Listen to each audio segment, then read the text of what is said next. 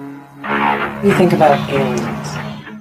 I don't think there are any. At one time, I thought that there were, simply based upon documents that I'd seen while I was attached to the intelligence briefing team, the commander in chief of the Pacific Fleet. At that time, and even for many years afterwards, I did not believe that the government would use me in that way. There was no doubt of my loyalty to my country. And maybe that's why it was so easy to use me, because I wouldn't doubt that what I saw was real. But over the years, I've done a lot of research. What I've discovered is there's no proof existing anywhere that extraterrestrials are real, or that have ever visited this planet, or that they exist anywhere in the universe. There is not one shred of evidence anywhere.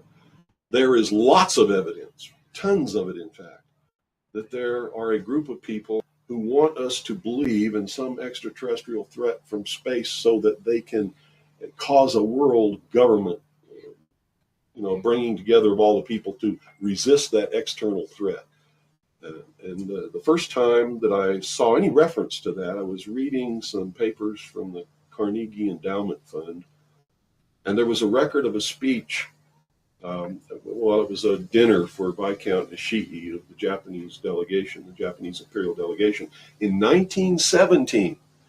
And John Dewey was one of the speakers. And the first sentence out of his mouth, as I was reading this, I almost fell out of my chair, because this was in 1917.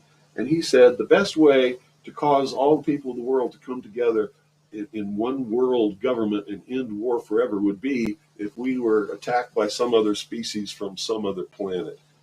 And boy, that just clicked with me, and I knew that that this is just another scam. This is the age of deception. There's no doubt about it. And then 8 times during Reagan's administration, he inserted almost the exact same phrase into 8 of his speeches. It's a scam. That's what I can tell you. What they call UFOs, these craft that fly around the sky, are real. But they're not piloted by some little green guy from some other planet.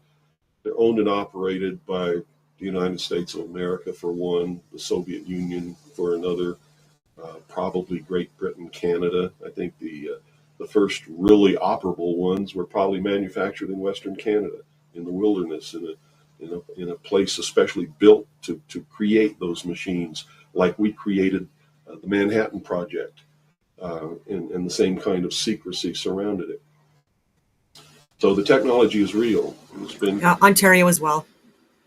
Kept secret, and it's been used to promote this concept that there's an alien threat to this earth. It's just an incredible deception. And I'm just amazed that people have fallen for it in the manner that they have, in the absence of any proof whatsoever. I mean, they cite hearsay as proof.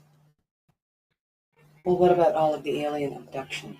They're not abductions. They're the results of a tremendously successful and very sophisticated mind control operation, all of which has been in development. They started working on those kinds of things since before World War II, but they have perfected them. On my website, I have a patent of a machine that can read your brain waves, can recombine them in a computer and send them back to you and make you think things happened that never happened. I mean, you can't get a patent for something like that unless it really works. You have to prove it to the patent office. It works. A patent was issued. Also, the congressional investigations into the intelligence community has revealed the existence of these programs. And there's no secret about it. It's documented. But that's what it is. It's not extraterrestrials coming down. The human body cannot pass through walls or roofs, or through windows that are closed. This is all the product of the imagination and people's willingness to believe something because they want it to be true. I don't know why they would want it to be true. You see, because if it were true, these are not friendly aliens. They're doing some terrible things to people. If I were to kidnap somebody, pass them up through the roof, and take them somewhere, and perform operations on them, and take samples of semen and ova from their reproductive organs, and and plant thoughts in their mind and all this kind of stuff and then bring them back, guess where I'd be right now? In prison. It's kidnapping. It's criminal. It's a terrible thing. So there's a morbid sense about all this too, as if people want to be hurt for some reason. I don't understand that. That certainly is something that somebody needs to look at. Why do people feel that this needs to be real? What in them says I want to be abducted and abused and kidnapped and all of this stuff against my will? Because they seem to take some kind of satisfaction that this is happening.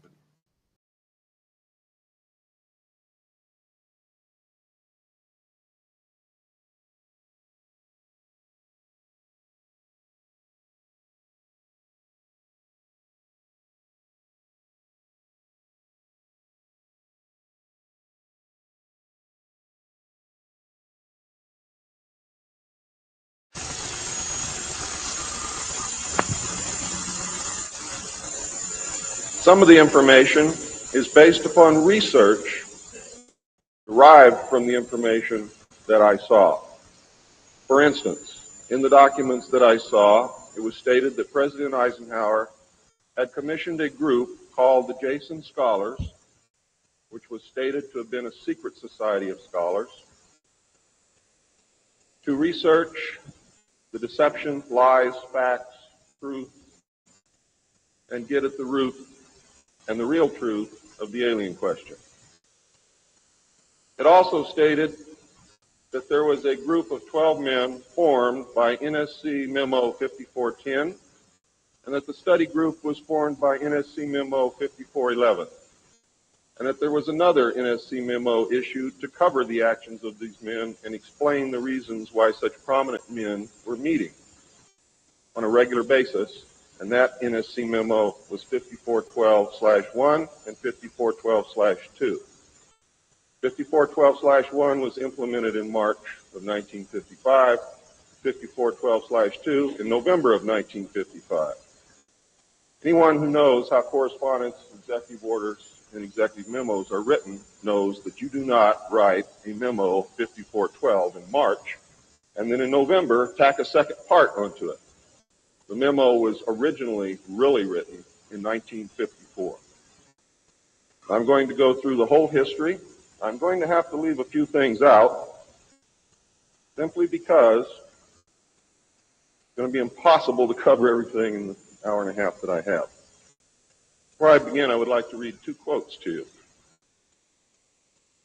The first is attributed to Mr. Alistair Cook, who said, quote, "I'll be astounded if this planet is still going 50 years from now.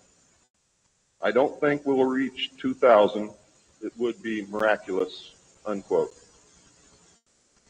Winston Churchill said, and I quote, "We seem to be moving, drifting, steadily against our will, against the will of every race and every people and every class, towards some hideous catastrophe. Everyone wishes to stop it, but they do not know how."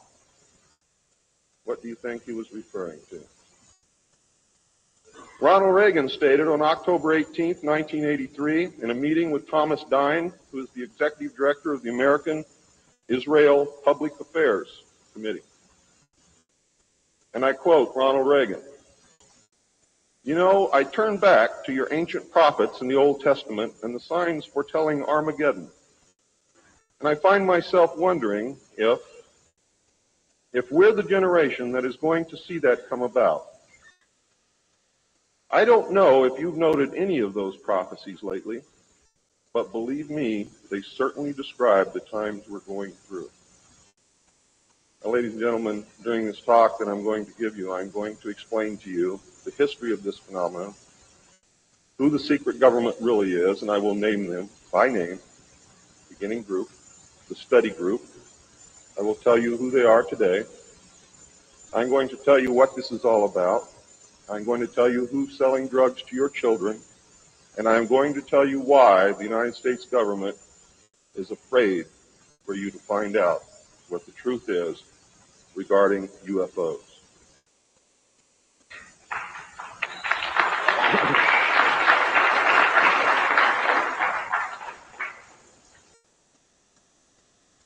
I'm going to skip over the early saucer recoveries, but there are many more than what you would expect. The early saucers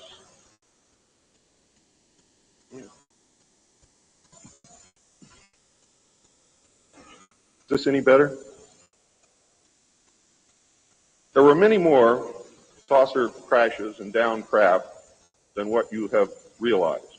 There were many more alien bodies recovered, and there were more live aliens recovered than what you are aware of.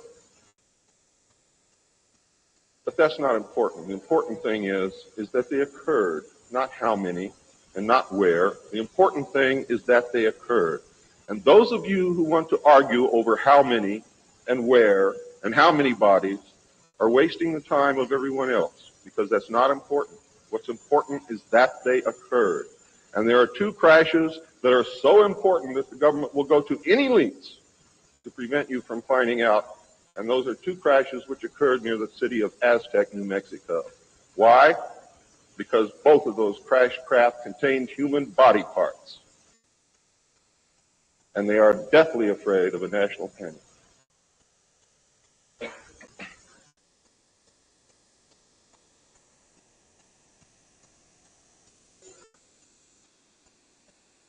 Because of this, there was a very, very tight security blanket screwed down tight over all of the alien question.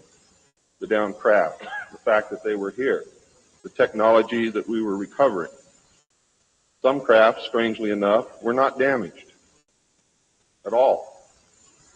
But we could not recognize anything that we had previously known as mechanical, electrical, hydraulic, or any other thing that we knew of, except eventually we discovered that the craft contained a small reactor approximately the size of a large football or a small basketball, which was said to be a clean reactor, and the craft, this particular craft, used or seemed to use water as fuel. Now, how that all works, I don't know. I am not a nuclear physicist. Thank God. A special group of America's top scientists were organized under the name Project Sign in December of 1947 to study the phenomenon. There was no such thing at that time as MJ-12. The whole nasty business was contained within the shroud of secrecy. Project Sign evolved into Project Grudge in December of 1948. A very low-level collection and disinformation project named Blue Book was formed under Grudge. 16 volumes were to come out of Grudge, including the controversial Grudge 13, which I and Bill English saw, read, and revealed to the public. Blue teams were put together to recover the crashed discs and dead or alive aliens. The blue teams were later to evolve into alpha teams under Project Pounce and Project Pluto. During these early years, the United States Air Force and the Central Intelligence Agency exercised complete control over the alien secret. The Air Force was later to be dropped because it was a young service and had no political power and could not overcome the power of the Army and the Navy. In fact, the CIA was formed by presidential executive order, first as the Central Intelligence Group for the express purpose of dealing with the alien presence. Later, the National Security Act was passed, establishing it as the Central Intelligence Agency.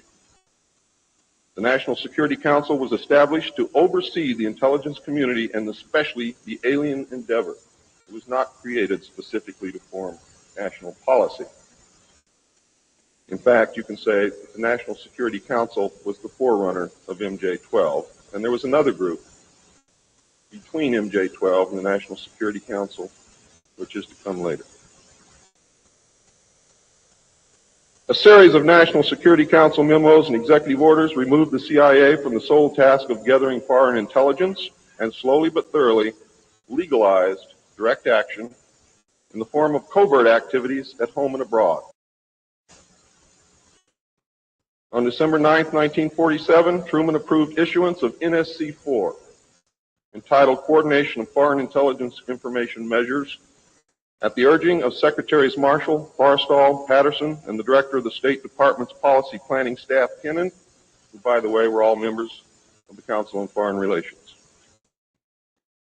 The Foreign and Military Intelligence Book 1, Final Report of the Select Committee to Study Governmental Operations with Respect to Intelligence Activities, United States Senate, 94th Congress, Second Session, Report number 94-755, April 26, 1976, page 49 states, this directive empowered the Secretary of State to coordinate overseas information activities designed to counter communism.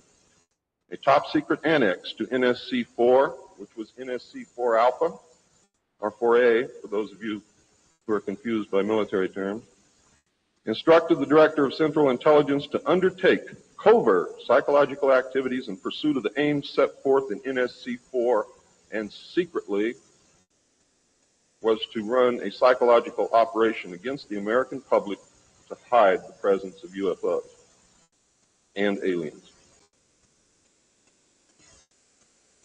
The initial authority given the CIA for covert operations under NSC-4A did not establish formal procedures for either coordinating or approving these operations. How many of you understand what I just said to you? Not too many. Let me explain it. What this means, the initial authority given the CIA for covert operations under NSC-4 Alpha did not establish formal procedures for either coordinating or approving these operations. That means they had to answer to no one. It means go do what you got to do. Don't bring any dirt back here because we don't want to see it. Just get the job done. Don't ask anybody. Don't report to anybody. That's exactly what it means. It simply directed the DCI, which is the Director of Central Intelligence, to undertake covert actions and to ensure, through liaison with state and defense, that the resulting operations were consistent with American policy. The only guideline was that it was consistent with American policy. Later, NSC 10-1 and NSC 10-2 were to supersede NSC 4 and NSC 4A, and NSC 10-1 was to establish the Office of Policy Coordination, or the OPC, was chartered to carry out an expanded program of covert activities. It was directly responsible for the alien task projects, and it was the direct forerunner of MJ-12. NSC 10-1 and 10-2 validated illegal and extralegal practices and procedures as being agreeable to the national security leadership. Reaction, of course, was very swift. In the eyes of the intelligence community, no holes were barred. Under NSC 10-1, an executive coordination group was established to review but not approve covert project proposals. Why? Because if you've ever read or known anything about President Truman, he was a mean little guy, and he didn't believe in trusting everybody else to do the right thing, and he kept the power solidly in his hands. He did not give it to anyone.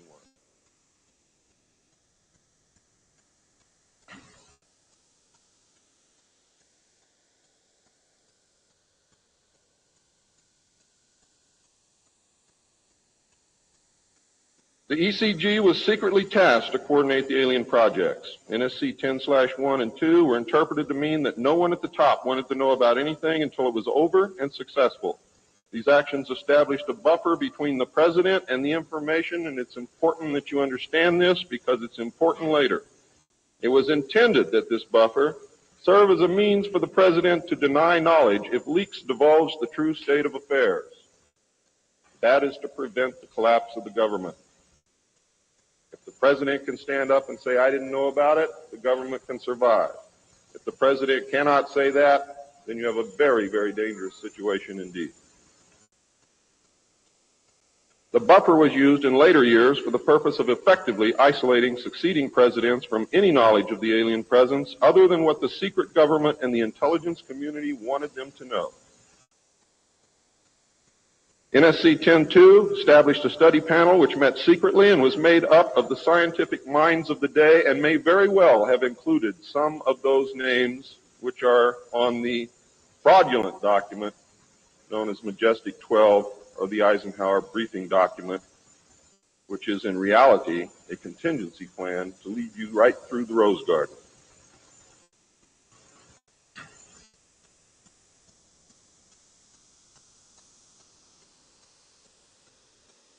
The study panel was not called MJ-12. In fact, the study panel was never called MJ-12.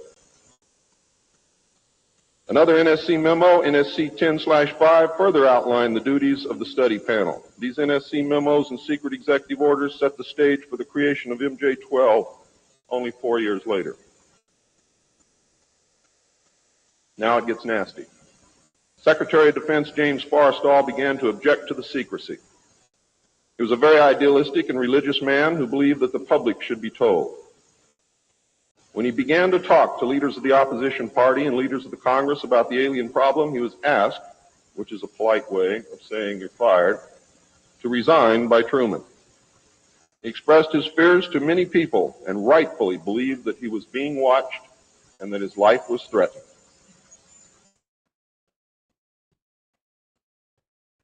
This was interpreted by those who were ignorant of the facts as paranoia, because most people had no knowledge of what was really going on. Forrestal later was said to have suffered a mental breakdown and was admitted, they say, actually, he was committed to Bethesda Naval Hospital against his will. In fact, it was feared that Forrestal would begin to talk again and he had to be isolated, discredited, and shut up. Sometime in the early morning of May 22nd, 1949, agents of the CIA tied a sheet around his neck, fastened the other end to a fixture in his room, and threw James Forrestal out the window. The sheet tore, and he plummeted to his death, and he became one of the first victims of the cover-up. The live alien that had been taken from the 1949 Roswell crash was called EB. It was short for extraterrestrial biological entity, and all aliens are not called EB. EB had a tendency to lie, and for over a year would give only the desired answers to questions asked. Those questions which would have resulted in an undesirable answer went unanswered. At some point during the second year of captivity, he began to open up, and the information derived from EB was startling, to say the least. And this compilation of his revelations became the foundation of what would later be finished, called the Yellow Book. Photographs were taken of EB, which among others, I and Bill English were to view years later in Grudge 13. Why do they keep the aliens in a Faraday-shielded environment? Because they have a tendency to disappear right through walls. And if you can prevent the transmission of electromagnetic energy, you can stop them from doing it.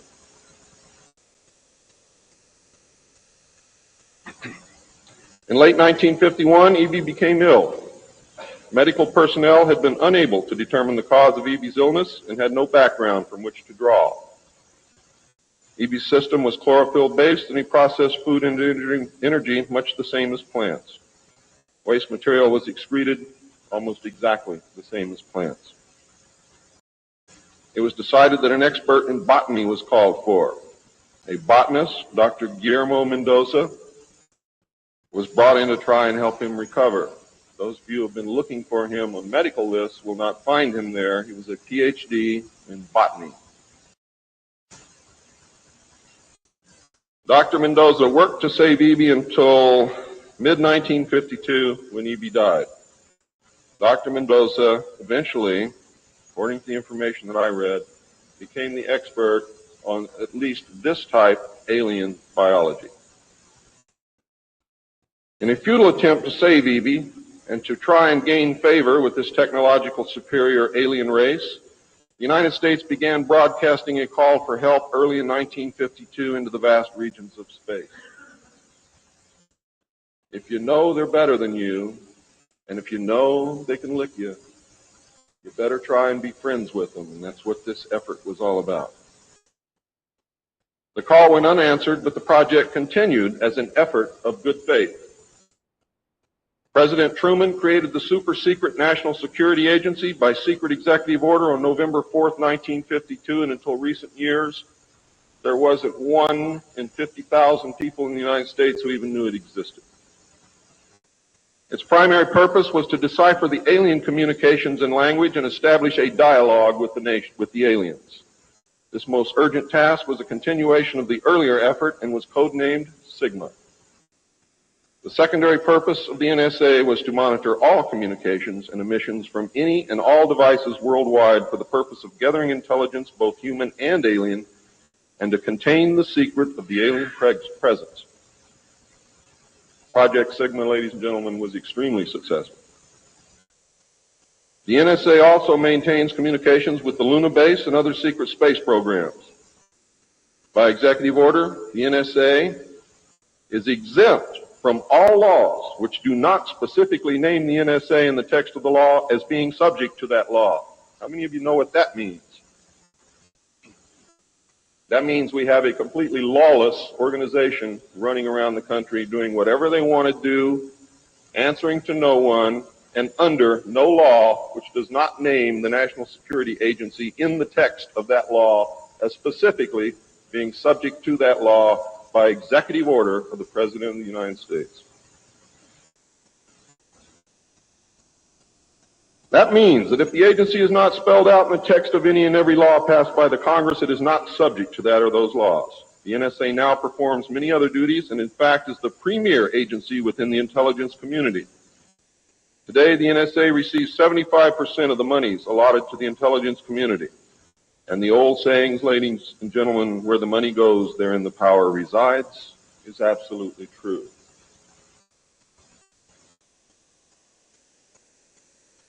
The DCI today is mainly a figurehead. He is in charge of the CIA. The CIA does have many functions which are useful to this country and some which are deadly to us. The DCI, of course, is in charge of that agency. But he is not, as everyone thinks, the head of the intelligence community. That position really and truthfully lies with the director of the National Security Agency. The primary task of the NSA is still alien communications, but now includes other alien projects as well. President Truman had been keeping our allies, including the Soviet Union, informed of the developing alien problem since the Roswell recovery. This had been done in case the aliens turned out to be a threat to the human race and thus the world. Plans were formulated to defend the Earth in case of invasion. These were international plans, which included most of the countries of the world. Great difficulty, however, was encountered in maintaining international secrecy. It was decided that an outside group was necessary to coordinate and control international efforts in order to hide the secret from the normal scrutiny of governments by the press. The result was the formation of a secret society which became known as the Bilderbergers. The headquarters of this group is in Geneva, Switzerland. The Bilderbergers evolved into a secret world government that now controls everything. The United Nations was then and is now an international joke.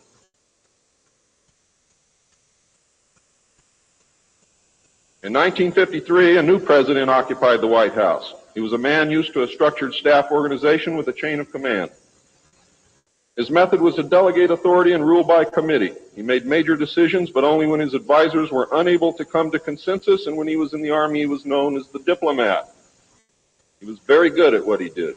He was very good at bringing people together, reaching consensus, and getting people to work for him. His normal method was to read through or listen to several alternatives and then approve one. Those who worked closely with him have stated that his favorite comment was, "Just do whatever it takes." Now here's a man very different from President Truman. He spent a lot of time on the golf course. This was not all unusual for a man who had been career Army with the ultimate position of Supreme Allied Commander during the war, a post which carried 5 stars along with it. In fact, he deserved it. This president was General of the Army Dwight David Eisenhower. During his first year in office, 1953, at least 10 more crash discs were recovered, along with 26 dead and 4 live aliens. One of the 4 live aliens died within hours of being removed from the craft. The others died approximately 3 or 4 days later.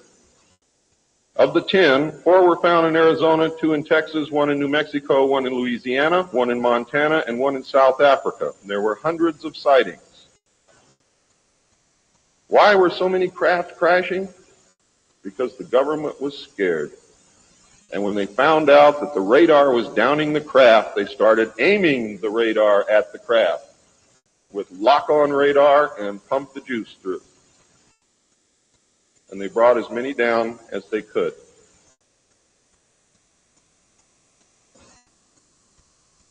Eisenhower knew that he had to wrestle and beat the alien problem. He knew that he could not do it by revealing the secret to the Congress, because, in fact, isn't that the same as telling the public? Early in 1953, the new president turned to his friend and fellow member of the Council on Foreign Relations, Nelson Rockefeller, for help with the alien problem. Eisenhower and Rockefeller began planning the secret structure of alien task supervision, which was to become a reality within 1 year. The idea for MJ-12 was thus born. It was Nelson's uncle Winthrop Aldrich who had been crucial in convincing Eisenhower to even run for president. The whole Rockefeller family, and with them the Rockefeller Empire, had solidly backed Eisenhower. Asking Rockefeller for help with the alien problem was to be the biggest mistake Eisenhower ever made for the future of the United States and most probably all of humanity, as you will soon see. What he literally did with this act, ladies and gentlemen, is abdicate the presidency to a secret group. Within 1 week of Eisenhower's election, he had appointed Nelson Rockefeller chairman of a presidential advisory committee on government organization. Rockefeller was responsible for planning the reorganization of the government. New Deal programs went into one single cabinet position called the Department of Health, Education, and Welfare. When the Congress approved the new cabinet position in April of 1953, Nelson was named to the post of Undersecretary to Ovida Culp Hobby. In 1953, also, astronomers discovered large objects in space which were moving toward the Earth, and it was first believed that they were asteroids. However, if you know much about astronomy, you know that you can predict or project backward orbital paths of bodies in space and determine where they come from, what they're doing, where they're going, and what their orbital path really is. Well, this failed to pan out, and the evidence proved that the objects could only be spaceships intelligently guided. Project Sigma intercepted alien communications, and when the objects reached the Earth, they took up a very high orbit around the equator. There were several huge ships, and their actual intent was unknown. Project Sigma and a new Project Plato, through radio communications using the computer binary language, which the aliens understand very well, they're very mathematical minded, was able to arrange a landing that eventually resulted in face-to-face contact with alien beings from another planet. Project Plato was tasked with establishing diplomatic relations with this race of space aliens. But in the meantime, something else happened. In the meantime, a race of human-looking aliens contacted the United States government. Where this happened, I do not know. I wish that I did. This alien group warned us against the aliens that were orbiting the equator and offered to help us with our spiritual development. They demanded that we dismantle and destroy our nuclear weapons as the major condition. They refused to exchange technology, citing that we were spiritually unable to handle the technology which we then possessed, and has not that been true throughout our history? They believed that we would use any new technology to destroy each other, as we always have.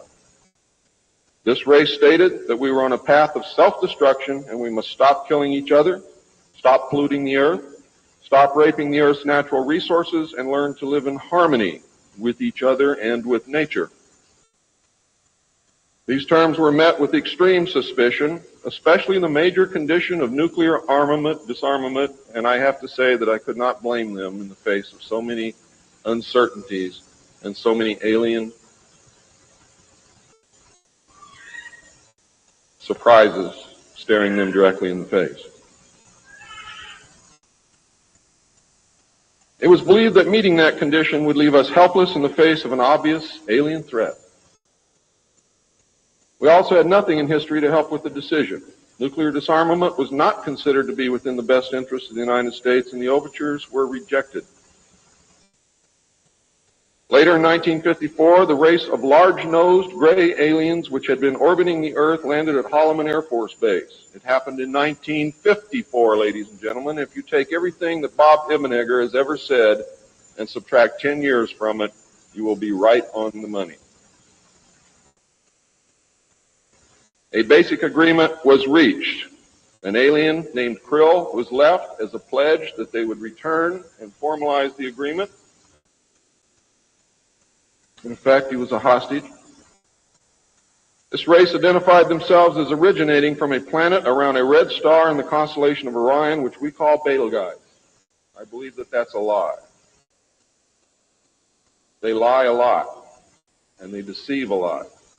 And it is evident through every action that they've ever done with us. The truth is, ladies and gentlemen, these creatures might be from Mars, really. They claim that they are from a planet which revolves around the red star, which we call Betelgeuse. They stated that their planet was dying and that at some unknown future time they would no longer be able to survive there. This led to a second landing at Edwards Air Force Base. The historical event had been planned in advance and details of the treaty had already been agreed upon. Eisenhower arranged to be in Palm Springs on vacation. On the appointed day, the president was spirited away to the base, and the excuse was given to the press that he was visiting the dentist for a toothache. President Eisenhower met with the aliens, and a formal treaty between the alien nation and the United States of America was signed. We then received our first alien ambassador from outer space. His name and title, and I know it sounds ridiculous, but it's absolutely true. His name and title was His Omnipotent Highness Krill, pronounced Krill, spelled K-R-L-L-L or C-R-L-L-L. In the American tradition of disdain for royal titles, he was secretly called Original Hostage Krill, or O-H Krill, so that Americans would not have to say, Your Omnipotent Highness.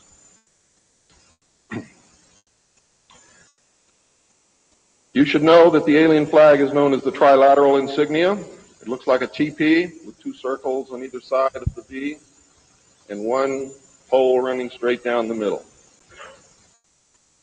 It is displayed on their craft and worn on their chest on their uniforms. Both of these landings in the second meeting were filmed, and the film exists today. Where it exists, I do not know, but I do know that it exists. The treaty stated, the aliens would not interfere in our affairs, and we would not interfere in theirs. We were particularly interested that they do not interfere with anything that would affect our future, which has been violated. We would keep their presence on Earth a secret. They would furnish us with advanced technology and would help us in our technological development. They would not make any treaty with any other Earth nation. They could abduct humans on a limited and periodic basis for the purpose of medical examination and monitoring of our development, with the stipulation that the humans would not be harmed, would be returned to their point of abduction, that the humans would have no memory of the event, and that the alien nation would furnish MJ-12 with a list of all human contacts and abductees on a regularly scheduled basis. And this is not being done. It was agreed that each nation would receive the ambassador of the other for as long as the treaty remained in force. It was further agreed that the alien nation and the United States would exchange 16 personnel each to the other with the purpose of learning each of the other. The alien guests would remain on Earth, and the human guests would travel to the alien point of origin for a specified period of time, then return, at which point a reverse exchange would be made. I have no knowledge whatsoever of what happened to those original 16 humans who left the Earth with the aliens. It was also agreed that bases would be constructed underground for the use of the alien nation, and that 2 bases would be constructed for the joint use of the alien nation and the United States government. The base at Dulce is one. The base at S4 in the area known as Area 51 or Dreamland is the second. Exchange of technology would take place in the jointly occupied bases. These alien bases would be constructed under Indian reservations in the four corners of Utah, Colorado, New Mexico, and Arizona, and one would be constructed in Nevada in the area known as S4, located approximately 7 miles south of the western border of Area 51, otherwise known as Dreamland. All alien areas are under complete control of the Naval Department, and all personnel who work in these complexes receive their checks from the Navy. Construction of the bases began immediately, but progress was slow until large amounts of money were made available in 1957, and in the meantime, work continued on the Yellow Book with the information derived from the guests.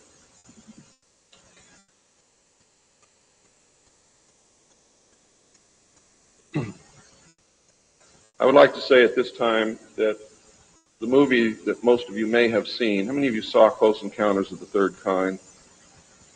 That movie was absolutely true. Those events did take place.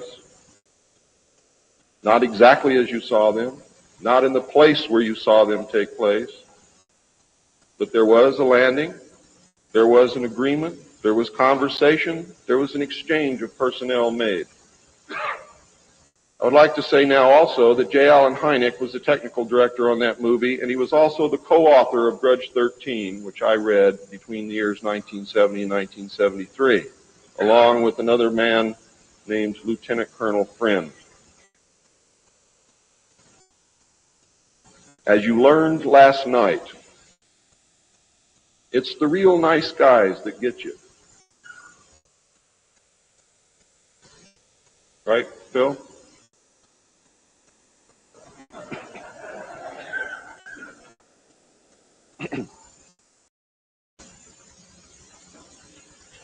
Project Red Light was formed, and experimentation and test flying alien craft was begun in earnest. As I told you earlier, many of the craft we recovered were intact, appeared to have no damage whatsoever. One craft actually exploded over the test site during testing sometime in the early 60s. I'm not sure what the exact date is, but the explosion is said to have been seen over 3 states. Project Red Light, according to the information that I have, was postponed at that time because they had no idea what had happened or why the craft had exploded, but they lost the pilots, and the project went on hold. A super top secret facility was built at Groom Lake in Nevada in the midst of the weapons test range. It was codenamed Dreamland. Until this area was built, testing was done at the Tonopah test range, and that's why some of you have conflicting information. The installation was placed under the Department of the Navy, and clearance of all personnel required a Q clearance as well as executive, which means presidential or majestic approval.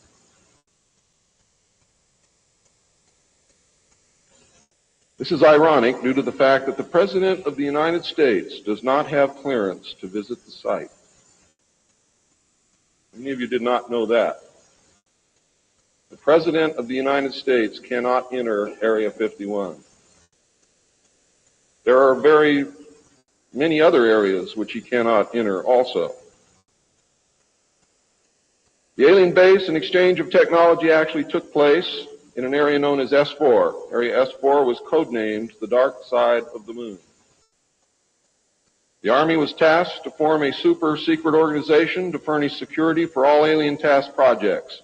This organization became the National Reconnaissance Organization based at Fort Carson, Colorado. The specific teams trained to secure the projects were called Delta. A second project, codenamed Snowbird, was promulgated to explain away any sightings of the red light craft as being Air Force experiments. The Snowbird craft were manufactured using conventional technology and were flown for the press on several occasions, and those of you who are my age or older will remember, as children or young adults, going to the movie and seeing in the movie-tone newsreel the Avro car and other strange-looking saucer craft that were developed by the United States and the Canadian Armed Forces as a part of Project Snowbird. Project Snowbird was also used to debunk legitimate public sightings of alien craft, also called UFOs. Project Snowbird was very successful, and reports from the public declined steadily until recent years. But not just due to Project Snowbird. There was an intense ridicule, denial, and debunking campaign going on since the beginning. People stopped reporting what they saw. A multi-million-dollar secret fund was organized and kept by the military office of the White House. This fund was used to build over 75 deep underground facilities. Presidents who asked were told the fund was used to build deep underground shelters for the president in case of war. Only a few were built for the president. Millions of dollars were funneled through this office to MJ-12 and then out to the contractors, and was used to build top-secret alien bases as well as top-secret dumb or deep underground military bases. I think dumb is very appropriate. And the facilities promulgated by Alternative 2 throughout the nation. President Johnson used this fund to build a movie theater and pave the road on his ranch, and I believe he also used it to fix his shower. He had no idea of its true purpose, but he felt that because it was military money, it was his money. The secret White House Underground Construction Fund was set up in 1957 by President Eisenhower. And you can forget Truman, because Eisenhower has done everything that's been done to us, not intentionally, not to hurt us, in the beginning to protect us. The funding was obtained from Congress under the guise of construction and maintenance of secret sites where the president could be taken in case of military attacks, called presidential emergency sites. The sites are literally holes in the ground deep enough to withstand a nuclear blast and are outfitted with state-of-the-art communications equipment. To date, there are more than 75 sites spread around the country that I can account for, which were built using money from this fund. The Atomic Energy Commission has built at least an additional 22 underground sites, again, that I can account for. The location and everything to do with these sites were and are considered and treated as top secret. The money was and is in control of the military office of the White House, and was and is laundered through a circuitous web that even the most knowledgeable spy or accountant cannot follow. As of 1980, only a few at the beginning and end of this web knew what the money was for. At the beginning were Representative George Mahan of Texas, the chairman of the House Appropriations Committee and of its Defense Subcommittee, and Representative Robert Sykes of Florida, chairman of the House Appropriations Military Construction Subcommittee. Today, it was rumored that House Speaker Jim Wright controlled the money in Congress and that a power struggle was underway to remove him. We all know what happened there, but I could not substantiate by any source the fact that he was in charge of the money. It is a rumor. At the end of the line were the President, MJ-12, the Director of the Military Office, and a commander at the Washington Navy Shipyard. The money was authorized by the Appropriations Committee, who allocated it to the Department of Defense as a top-secret item in the Army construction program. The Army, however, ladies and gentlemen, could not spend it, and, in fact, did not even know what it was for. Authorization to spend the money was in reality given to the Navy. You'll find out why the Navy has control of all this a little bit later. It'll become clear to you. The money was channeled to the Chesapeake Division of the Navy Engineers, who did not know what it was for either. Not even the commanding officer, who was an admiral, knew what the fund was to be used for. Only one man, a Navy commander, who was assigned to the Chesapeake Division, but in reality was responsible only to the military office of the White House, knew of the actual purpose, amount, and ultimate destination of the top secret fund. The total secrecy surrounding the fund that meant that almost every trace of it could be made to disappear by the very few people who controlled it. There has never been, and most probably never will, be an audit of this secret money. Large amounts of this money were transferred from the top secret fund to a location at Palm Beach, Florida that belongs to the Coast Guard called Peanut Island. The island is adjacent to property which was owned by Joseph Kennedy. The money was said to have been used for landscaping and general beautification. The money did not begin to be transferred to Peanut Island until shortly after Kennedy's assassination. Some time ago, a TV news special on the Kennedy assassination told of a Coast Guard officer transferring money in a briefcase to a Kennedy employee across this property line. It was on television. Could this have been a secret payment to the Kennedy family for the loss of their son, John F. Kennedy? I think it was, but I can't prove it. The payments continued through the year 1967 and then stopped. Total amount transferred is unknown and the actual use of the money is unknown. Meanwhile, back at the ranch, Nelson Rockefeller changed positions again. He had been in sort of a holding position until the time was right, and now the time was right. This time he was to take C.D. Jackson's old position, which had been called the Special Assistant for Psychological Strategy. With Nelson's appointment, the name was changed to the Special Assistant for Cold War Strategy. This position would evolve over the years into the same position Henry Kissinger was ultimately to hold under President Nixon. Officially, he was to give advice and assistance in the development of increased understanding and cooperation among all peoples. Sounds very nice and innocent, doesn't it? The official description, of course, was a smokescreen. For secretly, he was the presidential coordinator for the intelligence community. In his new post, Rockefeller reported directly and only to the president. He attended meetings of the Cabinet, the Council on Foreign Economic Policy, and the National Security Council, which was the highest policy-making body in the government. Nelson Rockefeller was also given a second important job as the head of the secret unit called the Planning Coordination Group, which was formed under NSC 5412/1 in March of 1955. However, the memo was written in 1954 at the same time that NSC 5410 and NSC 5411 were written. It was not used until it was needed. The group consisted of different ad hoc members depending upon the subject on the agenda. The basic members were Rockefeller, a representative of the Department of Defense, a representative of the Department of State, and the Director of Central Intelligence. It was soon called the 5412 Committee or the Special Group. NSC 5412/1 established the rule, for the first time, established the rule that covert operations were subject to approval by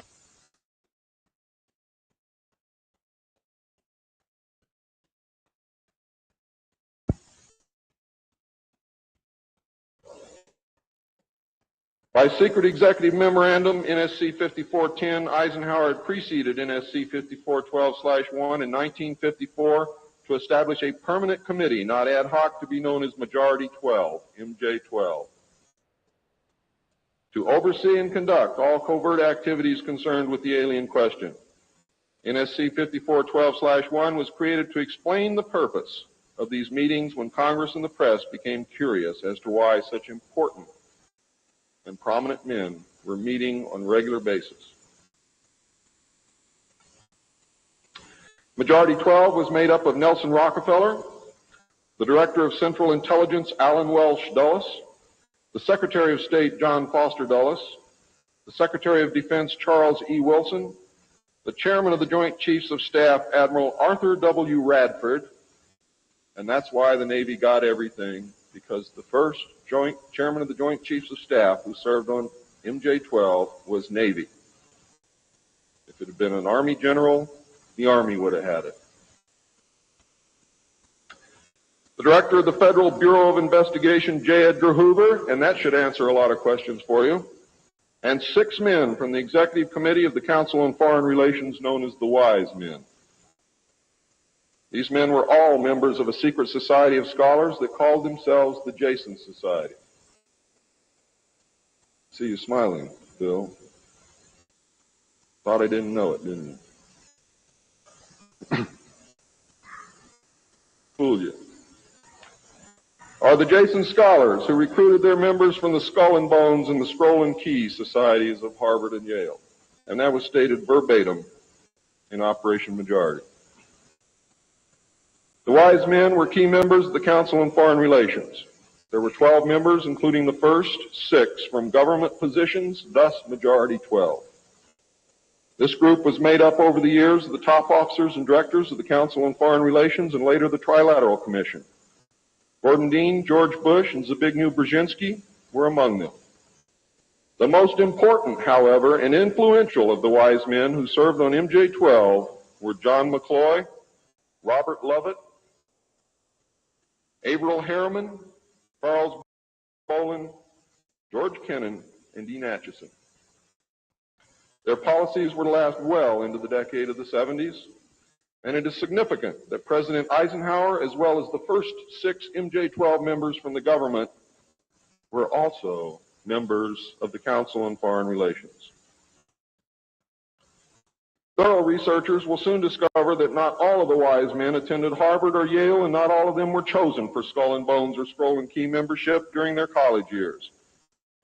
You will be able to quickly clear up this mystery by obtaining the book The Wise Men by Walter Isaacson and Evan Thomas, Simon & Schuster, New York. And under illustration number 9 in the center of the book, you will find the caption, "Lovett with the Yale unit, above far right and on the beach. His initiation into Skull and Bones came at an airbase near Dunkirk." I have found that members were chosen on an ongoing basis by invitation based upon merit post-college, and was not confined to only Harvard or Yale attendees. It also had something to do with how much money your family had, unless you were a military officer. A chosen few were later initiated into the Jason Society. They are all members of the Council on Foreign Relations, and at that time were known as the Eastern Establishment. This should give you a clue to the far-reaching and serious nature of these most secret college societies. The Jason Society is alive and well today, but now includes members of the Trilateral Commission as well. The Trilateralists existed secretly several years before 1973 because I saw the name of the Trilateral Commission in the documents in 1971.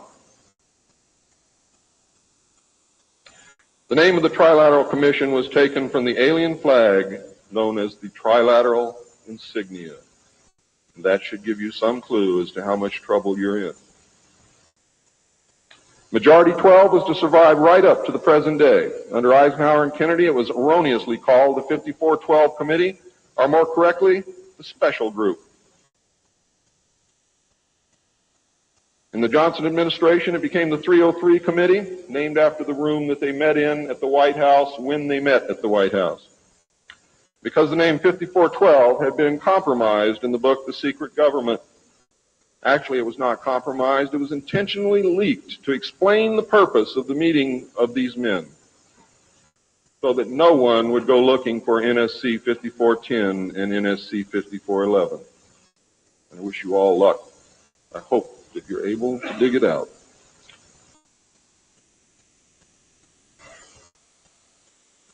Actually, NSC 5412/1 was leaked to the author to hide the existence of NSC 5410. Under Nixon, Ford, and Carter, it was called the 40 Committee, and under Reagan, it became the PI 40 Committee. But over all those years, only the name changed. The positions remained the same. By 1955, it became obvious that the aliens had deceived Eisenhower and had broken the treaty. Mutilated humans, yes, mutilated humans, were being found along with mutilated animals, and yes, mutilated animals, and those of you who doubt that this is taking place should leave your job, should leave your home, should do whatever you have to do, and go look for yourself, because it's important that you know it and that you believe it.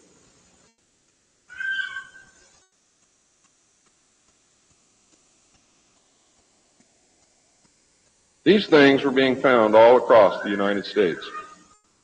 It was suspected that the aliens were not submitting a complete list of human contacts and abductees to MJ-12, and it was suspected that not all abductees had been returned, and this has been verified. The Soviet Union was suspected of interacting with them, and this proved also to be true. It was learned that the aliens had been and were then manipulating masses of people through secret societies, witchcraft, magic, the occult, and religion. After several Air Force combat air engagements with alien craft, it also became apparent that our weapons were no match against theirs. In November of 1955, NSC 5412/2 was issued, establishing a study committee to explore all factors which are involved in the making and implementing of foreign policy in the nuclear age. This, again, was only a blanket of snow that covered the real subject of study, which was the alien question.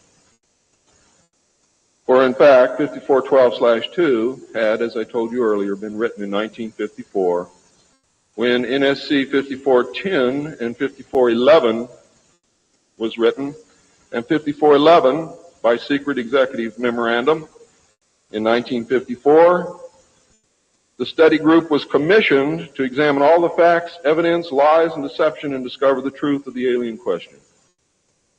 NSC 54/2 was only a cover that had become necessary when the press began inquiring as to the purpose of regular meetings of such important men. When the press asked Gordon Dean, somewhere near the end of 1954, why they were meeting and what they were studying, Gordon Dean says, "As of yet, we have no direction, but we're working on it." It then became necessary to find a direction and find a reason for these meetings, and that's exactly what they did. The first meetings began in 1954 and were called the Quantico meetings because they met at the Quantico Marine Base. The one thing I knew, ladies and gentlemen, I know who they are. I know what they were called. All I had to do was find out who belonged to those names. And it's impossible to hold meetings of 36 prominent men secret over such a long period of time. The study actually lasted 3 years, not forever. It was a 3-year study, period.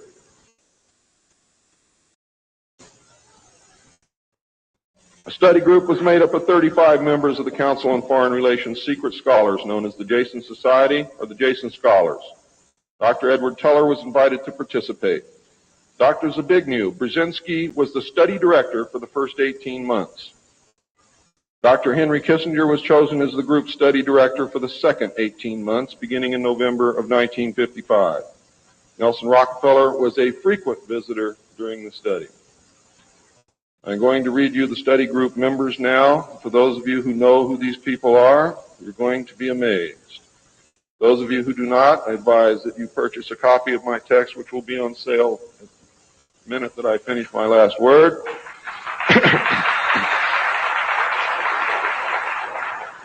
And research everything that I'm telling you, and your own research will tell you that I am telling you the truth, and I don't have to do that.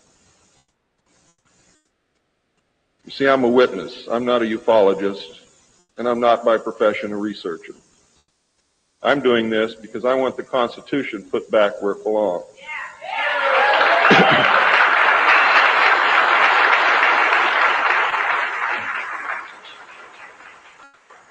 The study group members were Gordon Dean, chairman, one of the most powerful men in the United States at that time.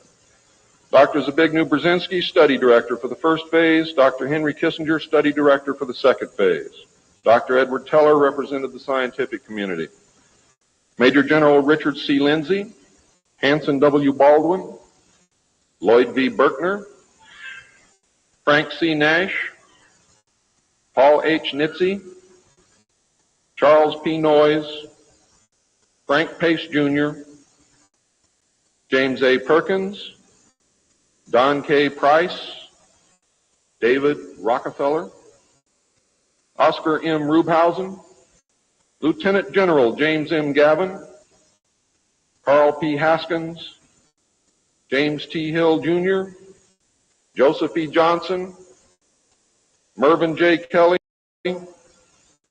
Frank Altschul, Hamilton Fish Armstrong, Major General James McCormick Jr., Robert R. Bowie, McGeorge Bundy, William A. M. Burden, John C. Campbell, Thomas K. Findletter, George S.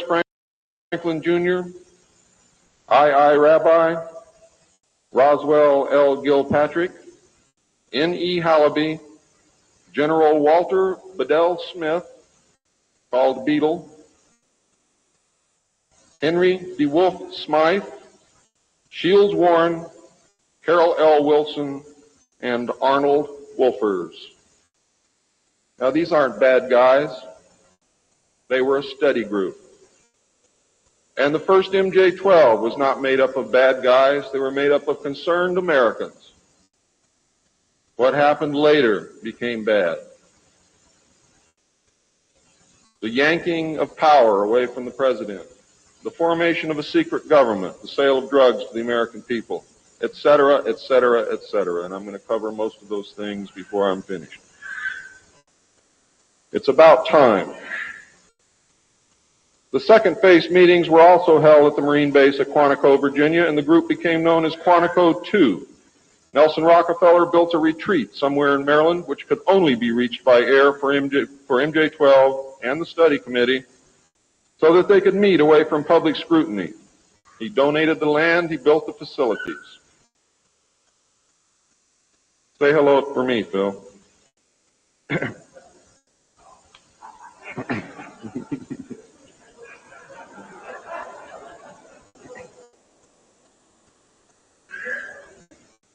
So that they could meet away from public scrutiny. The secret meeting place is known by the code name, the Country Club. Complete living, eating, recreation, library, and meeting facilities exist at the location. The study group was publicly closed in the later months of 1956, and Henry Kissinger published what was officially termed the results in 1957 as Nuclear Weapons and Foreign Policy by Henry A. Kissinger, published for the Council on Foreign Relations by Harper & Brothers, New York. In truth, the manuscript had already been 80% written while Kissinger was at Harvard. The study group continued veiled in secrecy. A clue to the seriousness Kissinger attached to the study can be found in statements by his wife and friends. Many of them stated that Henry would leave home early each morning and return late each night without speaking to anyone or responding to anyone. It seemed, in fact, as if he were in another world which held no room for anyone else. Now, when they say that he would not speak to anyone or respond to anyone, they meant it literally. I find these statements very revealing. The revelations of the alien presence and actions during the study must have been a great shock. I know I would have been shocked. Henry Kissinger was definitely out of character during the time surrounding these meetings, as he is normally described as being a gentleman, very charming, and most people who meet him like him very much. Henry Kissinger would never again be affected in this manner, no matter the seriousness of any subsequent event. On many occasions, he would work very late into the night after having already put in a full day. Coupled with his not speaking, this behavior eventually led to his divorce. A major finding of the alien study was that the public could not be told, as it was believed that this would most certainly lead to economic collapse, collapse of the religious structure, and national panic, which would lead into anarchy.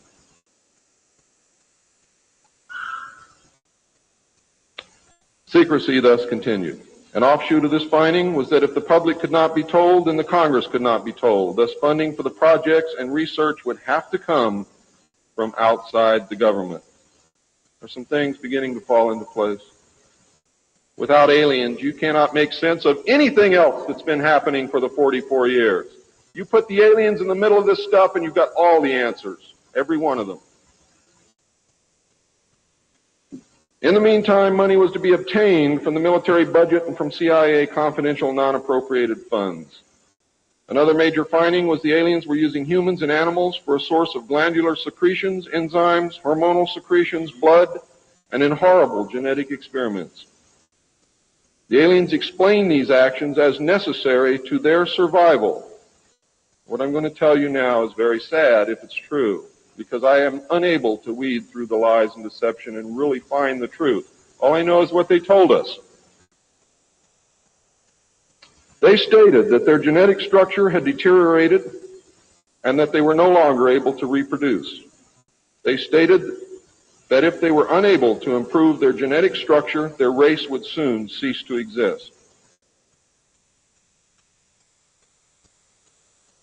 We looked upon their explanations with extreme suspicion.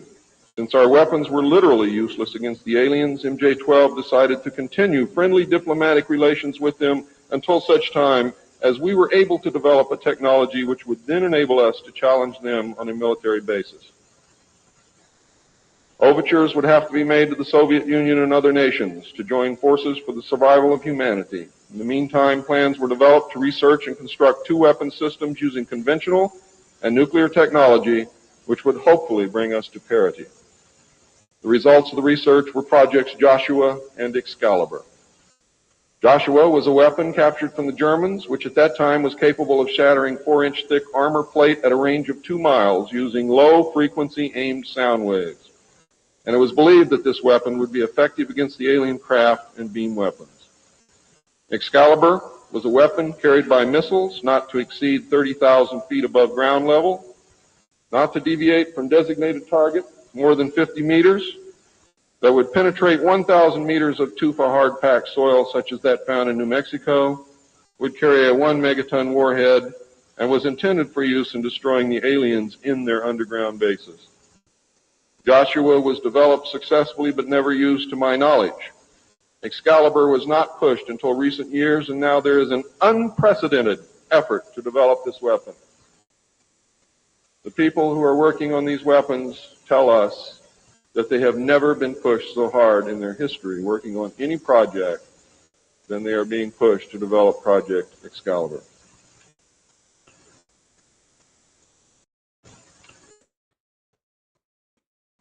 Now, what I'm going to read you next may upset some of you, but it's absolutely true. The events at Fatima in the early part of the century were scrutinized. On suspicion that it was alien manipulation, an intelligence operation was put into motion to penetrate the secrecy surrounding the event. The United States utilized its Vatican moles that had been recruited and nurtured during World War II and soon obtained the entire Vatican study, which included the prophecy. And I don't care what you've ever read before, you have not read the true prophecy.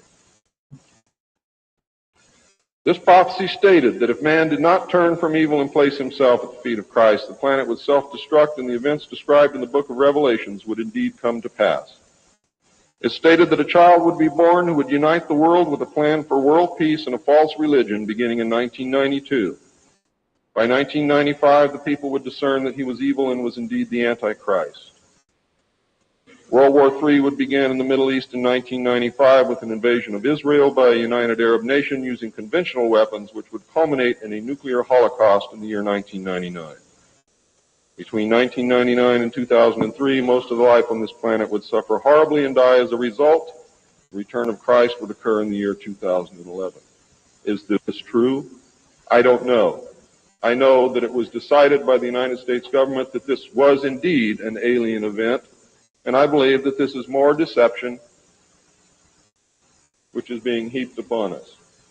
So don't go out of here thinking that the world is going to end tomorrow because of this.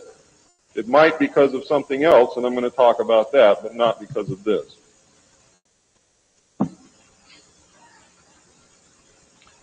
When the aliens were confronted with this finding, they confirmed that it was true.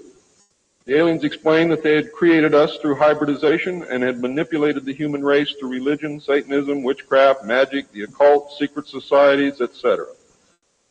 They further explained that they were capable of time travel and the events would indeed come to pass. Later exploitation of alien technology by the United States and the Soviet Union utilizing time travel confirmed that indeed something bad was going to happen.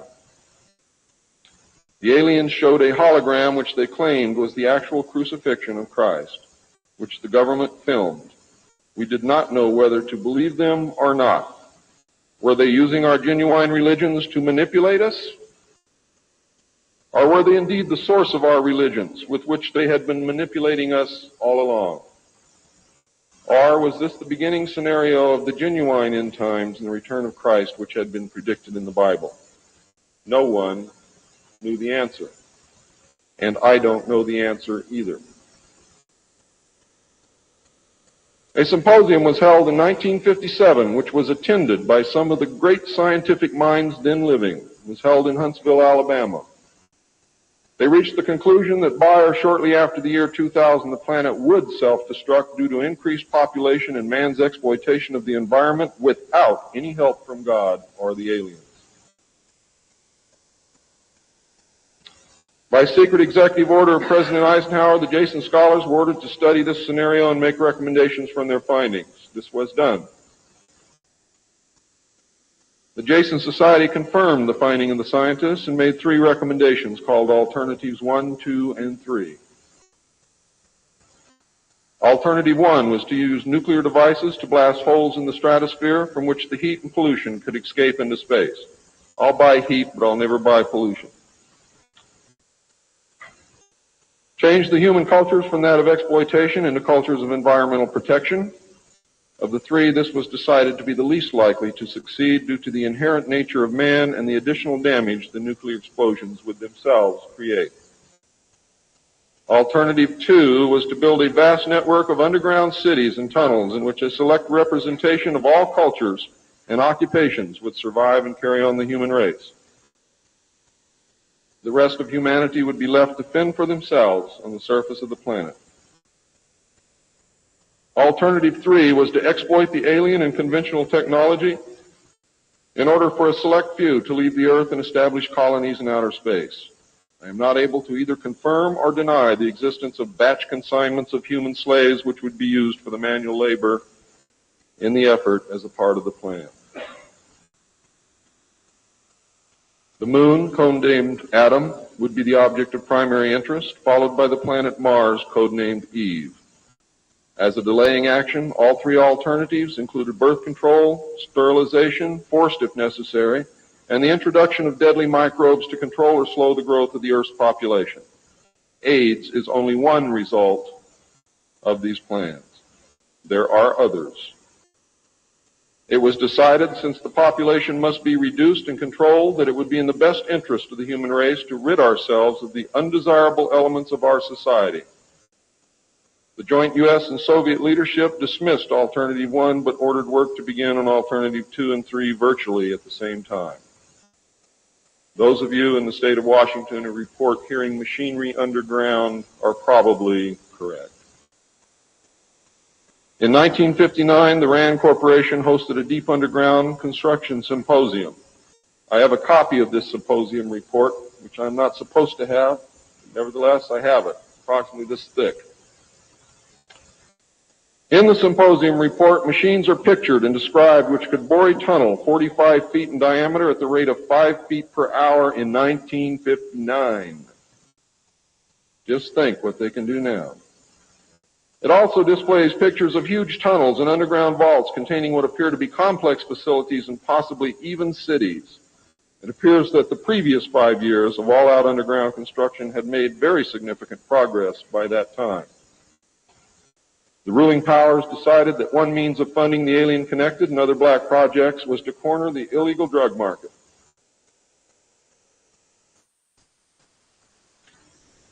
A young, ambitious member of the Council on Foreign Relations was approached. His name is George Bush, who at the time was the president and CEO of Zapata Oil based in Texas. Zapata Oil was experimenting with the new technology of offshore drilling. It was correctly thought that the drugs could be shipped from South America to the offshore platforms by fishing boat, where it would then be taken to shore by the normal transportation used for supplies and personnel. By this method, no customs or law enforcement agency would subject the cargo to search. George Bush agreed to help and organized the operation in conjunction with the CIA. The plan worked better than anyone had thought and has since expanded worldwide, and there are now many other methods of bringing the illegal drugs into the country. But it must always be remembered that George Bush began the sale of drugs to our children. Now, if you think I'm crazy, get off your butt and start digging, because you will find out that it's absolutely true. The CIA now controls all the world's illegal drug markets. The official space program was boosted by President Kennedy in his inaugural address when he mandated that the United States put a man on the moon before the end of the decade. Although innocent in its conception, this mandate enabled those in charge to funnel vast amounts of money into black projects and conceal the real space program from the American people. A similar program in the Soviet Union served the same purpose. In fact, a joint alien United States and Soviet Union base already existed on the moon at the very moment Kennedy spoke the words. On May 22, 1962, a space probe landed on Mars and confirmed the existence of an environment which could support life. Not long afterward, the construction of a colony on the planet Mars began in earnest. Today, there is a colony which exists on the planet Mars. It is a United States-Russian alien facility.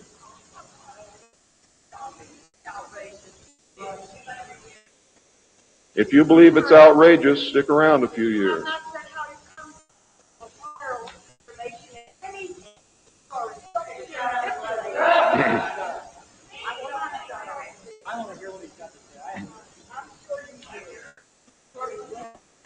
This is very disturbing information, and I don't expect anyone to believe it.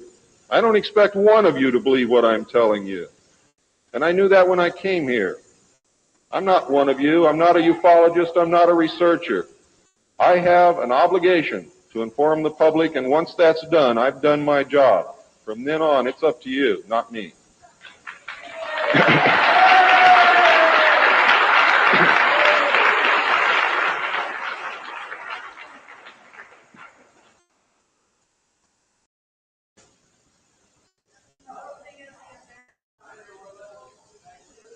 This colony exists on Mars, populated by specially select people from different cultures and occupations taken from all over the earth. A public charade of antagonism between the Soviet Union and the United States has been maintained over all these years in order to fund projects in the name of national defense, when in fact we are the closest allies. At some point, President Kennedy discovered portions of the truth concerning the drugs and the aliens. He issued an ultimatum in 1963 to MJ-12. President Kennedy assured them that if they did not clean up the drug problem, he would. He informed MJ-12 that he intended to reveal the presence of aliens to the American people within the following year, and ordered a plan developed to implement his decision. President Kennedy was not a member of the Council on Foreign Relations and knew nothing of Alternative 2 or Alternative 3 that I can find out. Internationally, the operations were supervised by an executive committee known as the Policy Committee. In the United States, they were supervised by MJ-12, and in the Soviet Union by its sister organization. President Kennedy's decision, of course, struck fear into these people. His assassination was ordered by the Policy Committee, and the order was carried out by agents of MJ-12 in Dallas. President John F. Kennedy was murdered by the Secret Service agent who drove his car in the motorcade, and the act is plainly visible in the film. It was stated in the documents that I saw. The assassin's name is William Greer. Watch the driver and not Kennedy when you view the film, when you can find a film that even shows it. All of the witnesses who were close enough to the car to see William Greer shoot Kennedy were themselves all murdered within 2 years of the event. That's fact. The Warren Commission was a farce, and Council on Foreign Relations members made up the majority of its panel. They succeeded in snowing the American people, and they hid the truth. And many other patriots who have attempted to reveal the alien secret have also been murdered throughout the intervening years. And that is why I've been so careful about the information that I released, because it was so important that I get here today to be able to tell you the truth. And what happens after me, after today, is of no consequence whatsoever. But what you do is.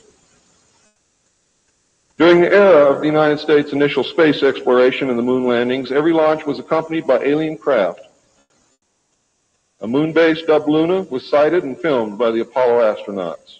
Domes, spires, tall round structures which look like silos, huge T-shaped mining vehicles which left stitch-like tracks in the lunar surface, and extremely large as well as small alien craft appear in the photographs. It is, in fact, a joint United States, Russian, and alien base. The space program is a farce and an unbelievable waste of money. Alternative 3 is a reality, and it is not at all science fiction. Most of the Apollo astronauts were severely shaken by this experience, and their lives and subsequent statements reflect the depths of the revelation and the effect of the muzzle order which followed. They were ordered to remain silent or suffer the extreme penalty, death, which was termed an expediency. One astronaut actually did talk to the British producers of the TV expose Alternative 3, confirming many of the allegations. However, I do not know who it was. In the book, Alternative 3, the pseudonym Bob Groden was used in place of the astronaut's identity. It was also stated that he committed suicide in 1978. This cannot be validated by any source, and I believe that several so-called facts in the book are really disinformation. However, I can assure you that Alternative 3 is real. I firmly believe that this disinformation is a result of pressure put upon the authors and is meant to nullify the effect upon the populace of the British TV expose entitled Alternative 3. The headquarters of the international conspiracy is in Geneva, Switzerland. The ruling body is made up of representatives of the governments involved, as well as the executive members of the group known as the Bilderbergers. Meetings are held by the policy committee when necessary on a nuclear submarine beneath the polar ice cap. The secrecy is such that this was the only method which could ensure that the meetings could not be bugged, and is the only place where they discuss their most secret matters. I can say that the book is at least 70% true from my own knowledge and the knowledge of my sources. I believe that the disinformation was an attempt to compromise the British TV expose with information which could be proven false, just as the Eisenhower briefing document was released here in the United States under the contingency plan Majestic 12, and which can also be proven false. Since our interaction with the aliens began, we have come into possession of technology beyond our wildest dreams. A craft named Aurora exists at Area 51, which makes regular trips into space. It is a one-stage ship called a TAV, or Trans-Atmospheric Vehicle. And it can take off from the ground using a 7-mile runway, go into high orbit, return on its own power, and land on the same runway. We currently have and fly atomic-powered alien craft at Area S4 in Nevada. Our pilots have made interplanetary voyages in these craft and have been to the Moon, Mars, and other planets aboard these craft. There's a group of pilots at the base who wear a patch, which has a little alien peeking over the bottom. It has, I think, 3 or 4 letters at the top. I forget what they are, but John Lear knows what they are. There is a picture of Saturn and a picture of Mars in the photograph. And in the background, there are 7 stars, which are strangely shaped just like the stars in the Pleiades group. What that means, I don't know. We have been lied to about the true nature of the moon, the planets Mars and Venus, and the real state of technology that we possess today at this very moment. There are areas in the moon where plant life grows and even changes color with the seasons. And this seasonal effect is because the moon does not, as claimed, always present the exact same side to the Earth or the sun. There is an area that wobbles in and out of darkness on a seasonal basis, and it is near this area that the plant life grows. The moon does have a few man-made lakes and ponds upon its surface, and clouds have been observed and filmed in its atmosphere. How many of you remember the period of time, several years, when almost every reported alien craft that was reported landed was on or near water and appeared to be pumping water into the craft? How many of you remember that? Quite a few. The water went to the moon, ladies and gentlemen, to change the moon. And it is working.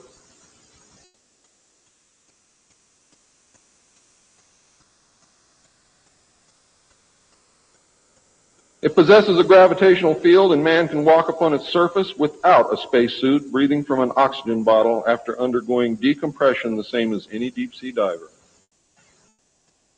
Ladies and gentlemen, if you can come from 1,200 feet underwater to the surface through decompression, you can go from the surface to 1 atmosphere of vacuum. See, vacuum does not cause a problem for the human body. It's the inert gas that's dissolved in your tissues and in your bones and in the fluids in your body that causes you the problem. If this is decompressed properly, you will have no problem. All you need is a very small amount of oxygen, a very small pressure to breathe. You will suffer no harm, except for one thing, that oxygen becomes toxic after breathing it over a long period of time. Therefore, excursions would have to be of a minimal time length. Other than that, there is no reason why you or anyone else cannot walk on the surface of the moon or in space in a vacuum without a spacesuit. How do I know?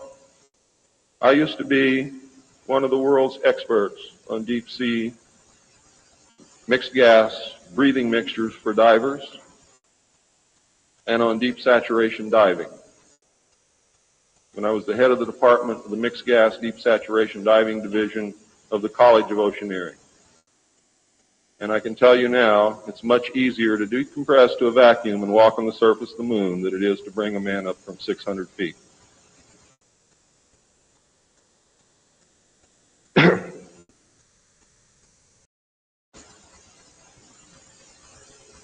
I have seen the photographs, and some of them were actually published in a book called We Discovered Alien Bases on the Moon by Fred Steckling. However, all the photographs are not there, but there are some very good ones. I would advise you to buy the book. I would advise you to look at the photographs, get the NASA number, and send for them. I doubt that you can still get them, but at one time you could. In 1969, a confrontation broke out between the human scientists and the aliens at the Dulce Underground Lab. The aliens took many of our scientists hostage. Delta forces were sent in to free them, but were no match against the alien weapons. 66 of our people were killed during this action. As a result, we withdrew from all joint projects for at least 2 years. A reconciliation eventually took place, and once again we began to interact. As far as I know, today we are interacting with the aliens. I don't believe in aliens, and so I'm watching the whole thing. We're almost at the end, and so I do believe that what we're calling aliens are humans, and there's possibility of genetic editing, biodigital convergence stuff going on, and like in vitro and beyond with experimentation with other species possibly, and people wearing makeup and people wearing costumes, etc., and not anything from beyond this cosmos, from other planets or anything like that. I think we're being duped on that. Now,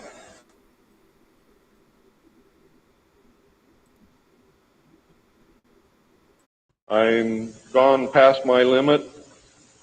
I'm not going to infringe upon the other speakers. The text of my speech will be on sale outside. I only have one message to give you. I don't care what you think of me. I don't care what you call me. I do care what you do with this information because it is important to our survival as a species. It's important to our planet. It is important for the world. What happens to me is of no consequence, and I knew that when I started this. Over the last 17 years, I knew that someday I was going to have to get up and say this, whether I wanted to or not, whether I was afraid or not. Now I am here, and now it is done. And I feel an overwhelming relief. You now have the information. You can laugh at it. You can throw it in the trash can. You can burn my house down if you want to. But I am telling you right now, your future, your children's future, your grandchildren's future depends upon what you do with this information. Your own government is selling your children drugs, and you don't seem to care. Your own government has given away the power of the people, and you don't seem to care. There is an apathy that is running rampant in this country that is deadly, whether or not there are aliens. We are truly now, at this moment, a nation of sheep. And ladies and gentlemen, I assure you that sheep are always led to the slaughter. But it does not have to be that way. There is tremendous power in knowledge. There is also tremendous power in secrecy. Take away that secrecy, you make sure that you're informed, and you can change things and stop fighting with each other.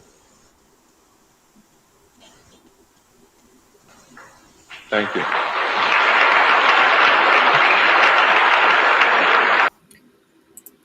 remember the 5th of November.